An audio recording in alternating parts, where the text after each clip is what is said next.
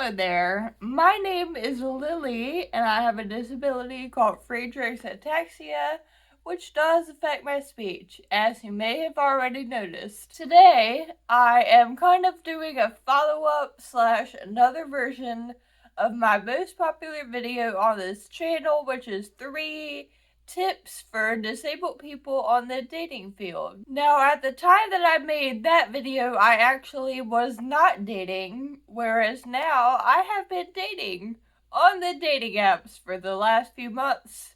So I really am speaking from a place of experience this time. So I'm going to be bringing you 3 more tips to help disabled folks who are also on the dating apps right now.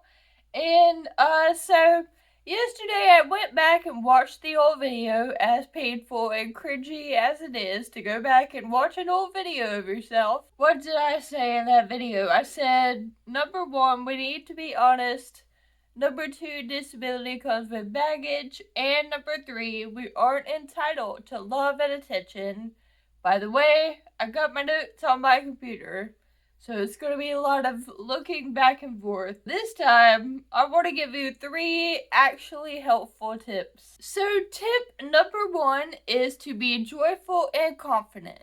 In other words, what do you think is the vibe that you give off on your dating profiles? On my dating profiles, the first photo that comes up, and also most of the other photos that are on the profile, are of me from afar in a wheelchair. And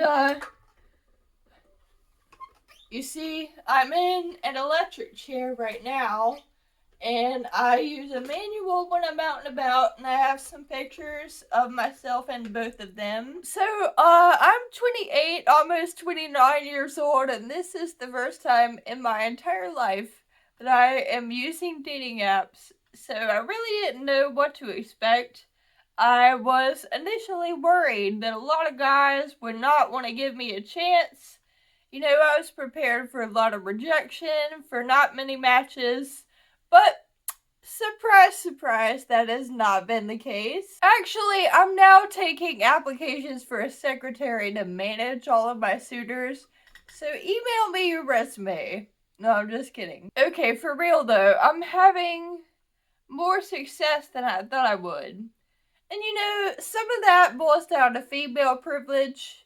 Girls just tend to have an easier time getting matches on dating apps than guys, I'm sorry to say.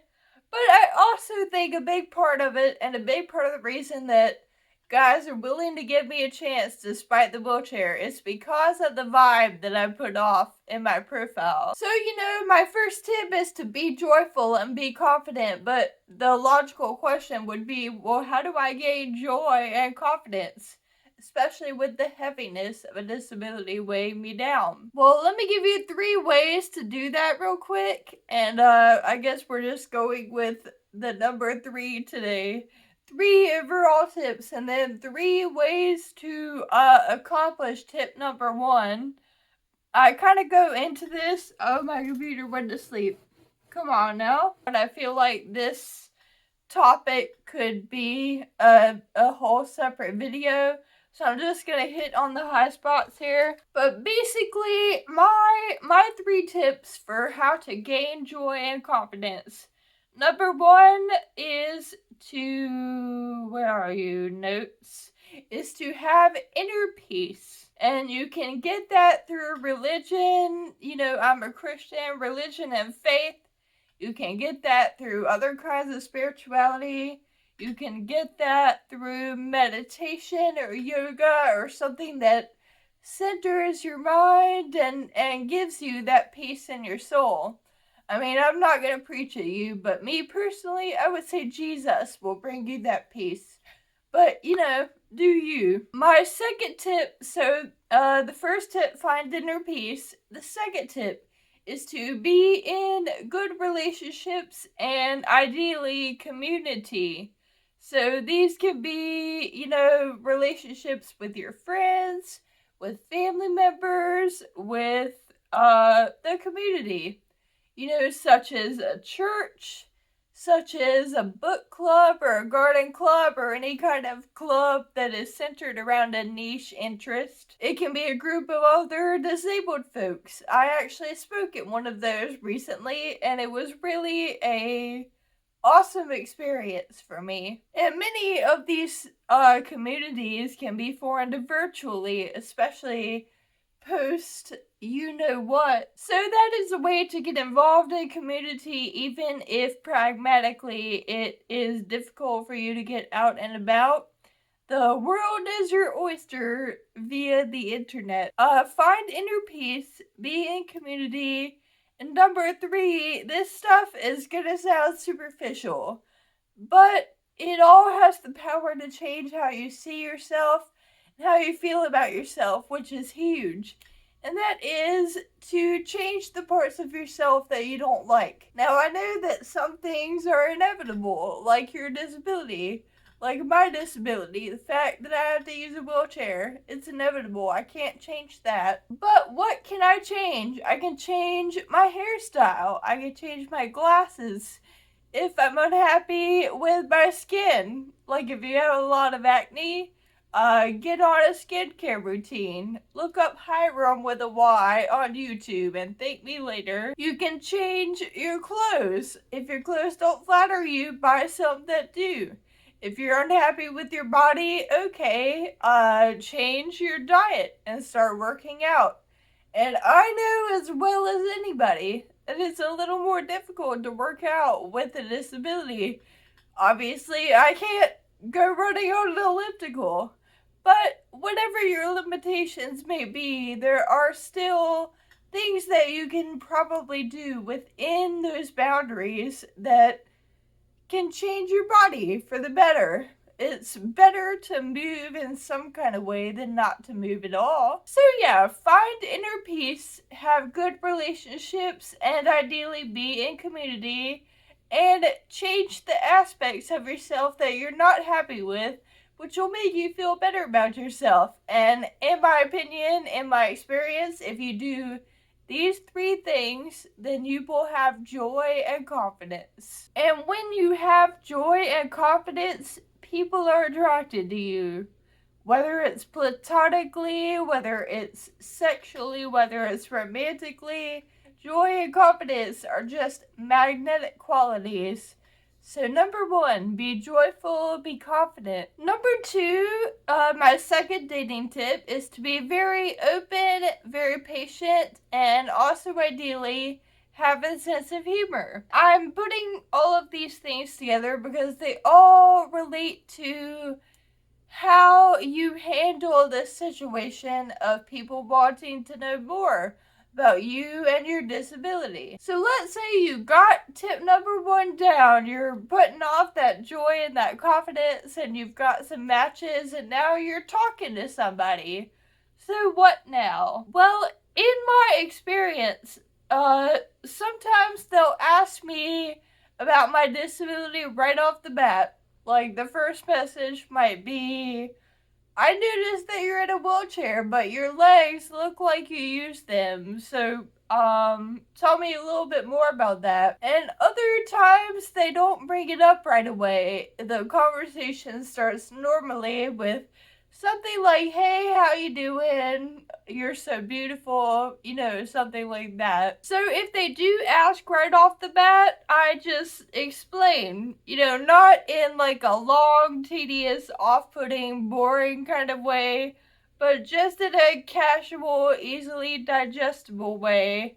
I have FA and it affects my balance, so unlike a paralyzed person, I can use my muscles, but I just don't really have coordination, blah, blah, blah. So that's if they bring it up right off the bat, and if they don't bring it up right off the bat, and if we keep talking and they still don't bring it up sooner rather than later, then I will go ahead and bring it up and just throw out there something like, hey, by the way, you haven't really asked me anything about my disability, so I just want you to know that if you want to know something, just ask me. I'm an open book. Oh, whatever the case may be, however the conversation is unfolding, I want to put the guy at ease.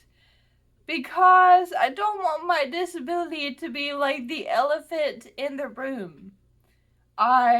It's just part of who I am. And also, it's good to have a sense of humor because that also puts people at even more ease. For instance, I got asked a couple times in the very beginning questions such as, does it hurt you to have sex? Or how does that work? So I thought it would be funny to add to my profiles, yes, comma, I can have sex and kids with like a laughing crying emoji.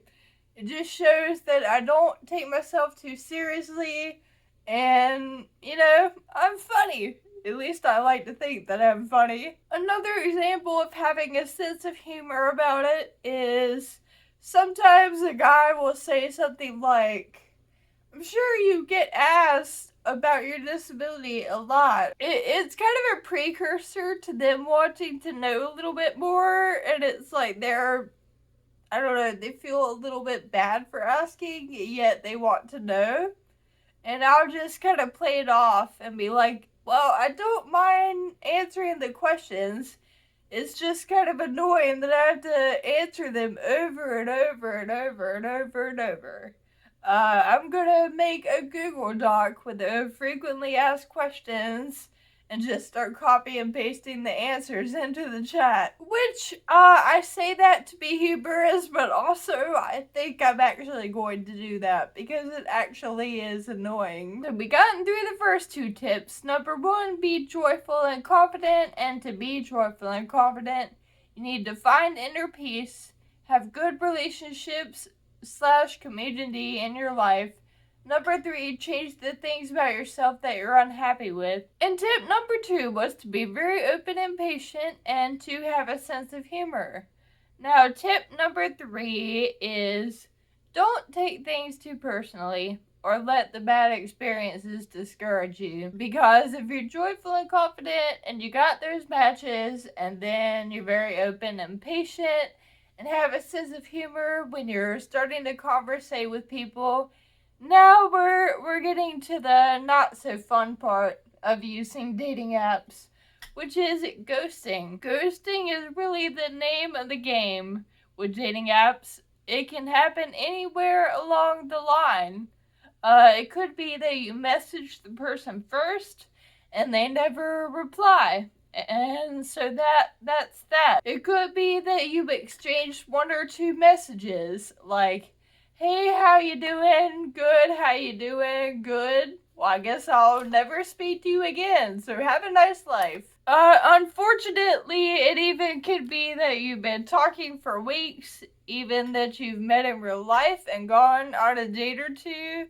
They could still ghost you after that, which, when it happens in that situation, that stings a little bit. You will be toughened up and you will become a little bit jaded after you use these dating apps for a while, which, that sounds so bad and sad, but I choose to see the good in it. If you couldn't tell, I choose to see the good in just about anything in life. So the good that I find in it is that it forces you to be less gullible and less vulnerable, which I'm hoping that being less gullible, being less emotionally vulnerable will help me in the future to have the strength to leave situations and relationships that aren't the best for me.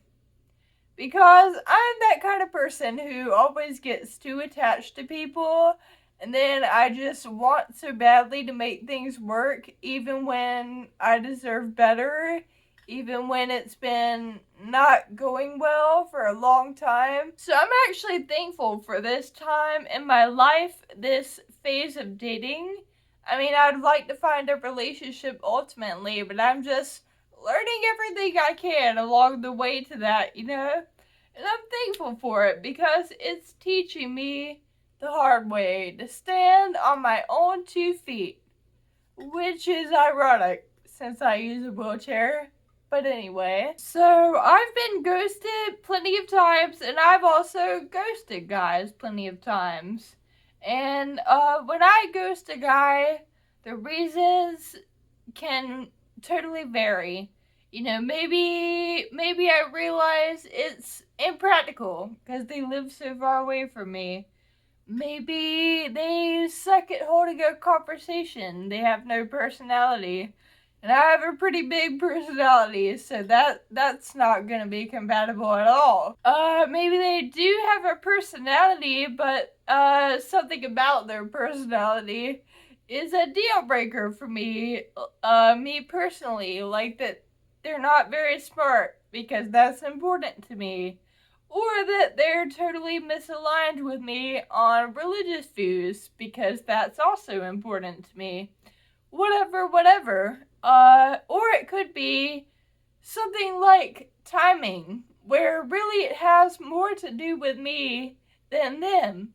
Like maybe I don't know, talking to another guy that I'm way more interested in, so I'm kind of putting them on the back burner. Or maybe I got really busy with work or my personal life. When I ghost guys, the reason can be all over the place. But when I myself get ghosted, it's easy to get discouraged and wonder kind of automatically, was it because I'm handicapped? And I'm sure other people wonder the same thing about whatever their insecurity or their baggage is. Like, did they lose interest because I have kids? Did they lose interest because I'm fat? Did they lose interest because I have a big nose? You know, whatever people, like I said, their insecurities and their baggage. So, you know, to be real, sometimes, maybe even a lot of times, the answer is probably yes. They decided that they actually don't want to talk to a girl in a wheelchair after all. Oh well.